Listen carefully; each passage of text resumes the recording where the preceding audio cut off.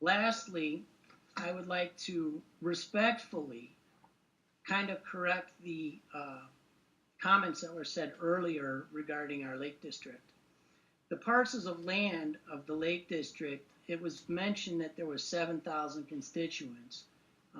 We've kind of gone over this before. When I say we've, myself, uh, to my knowledge, there's about 3,500 parcels on Lake Koshkonong.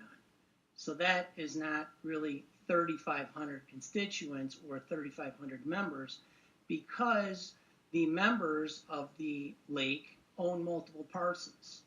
And so when you're counting that we're the biggest lake district in the state, yes, you may be, but since I own 4 or 5 parcels, I'm one constituent, but I'm put into that number of 3,500 parcels. So it looks as if there's 3,500 members. So that part of it, I just wanted to correct that.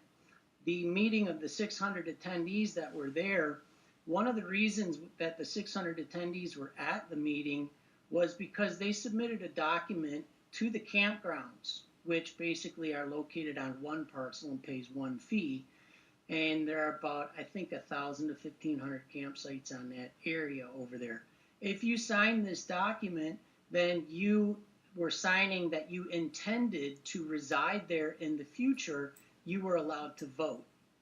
I have 4 or 5 parcels that I'm involved in. I pay 4 or 5 different fees to the Lake District. I get one vote as one individual. It's one vote, one individual, and doesn't go allocated based on the size of property that you own. If it was on a square footage basis, the results in the meetings would be much different. Today, those meetings, they went from about 600 people. They've moved them out of the gymnasium into a meeting room, which now only about 50 or 60 people attend. That, to me, is a pretty poor outcome considering you're the largest lake district in the state.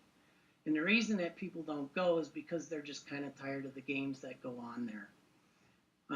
I've already explained 7 inches of water. The unanimous vote on the special charge would be incorrect because I was at that meeting and I did not vote in favor of that charge. Therefore, it would be not unanimous. The values that are given, that are produced by the study and stuff, I did a very simple study of values out on the lake. I've lived there for 20 years.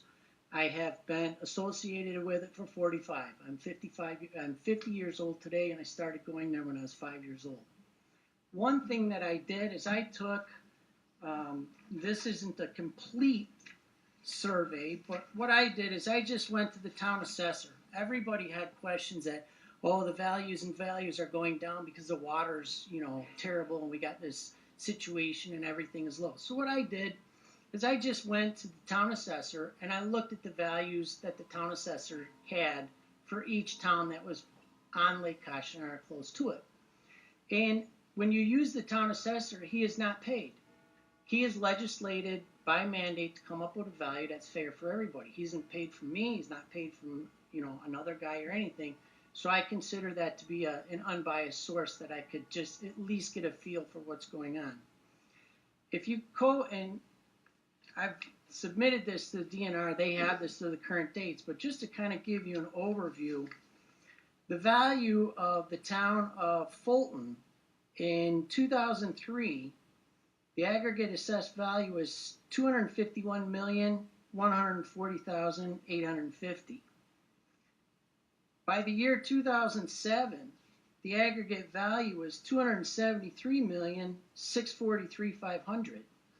So basically, you've gone from 250 to 275. Water levels never changed. The town of Koshkonong, which borders Koshkonong Lake itself, when you look at 2003, the aggregate value there was $245,055,700. In the year 2007, it was $362,084,300. The values of those properties have gone up. That's, water levels haven't gone anywhere there either. The town of Sumner, the town in which I live in, which is primarily composed of a lot of lakefront homes. Town of Sumner probably occupies the biggest majority of the lake out of all the towns. In the year 2003, the aggregate value was $60,609,200. In the year 2007, it was $125,728,600. Water levels never changed. When you take the rest of the study that I did, and I just did it as an ordinary individual, and I've brought it up to date, and I'm sorry that I didn't bring it here with me, but it shows returns of anywhere between 5, 10, 30 to 45% increased values, even though we went through the Great Recession of 2008. Our property values are higher today than when this conflict started. So I would ask you that you would remove that language that's put in there that basically gives somebody else more weight than me. Thank you. Oh, wait, I have one more thing. Can I say one more thing? Go ahead. Sorry. The issue of the DNR grants and stuff that were there, I was part of that grant process. It was not public money per se out of the treasury of the Lake District that funded any type of riprap on our property.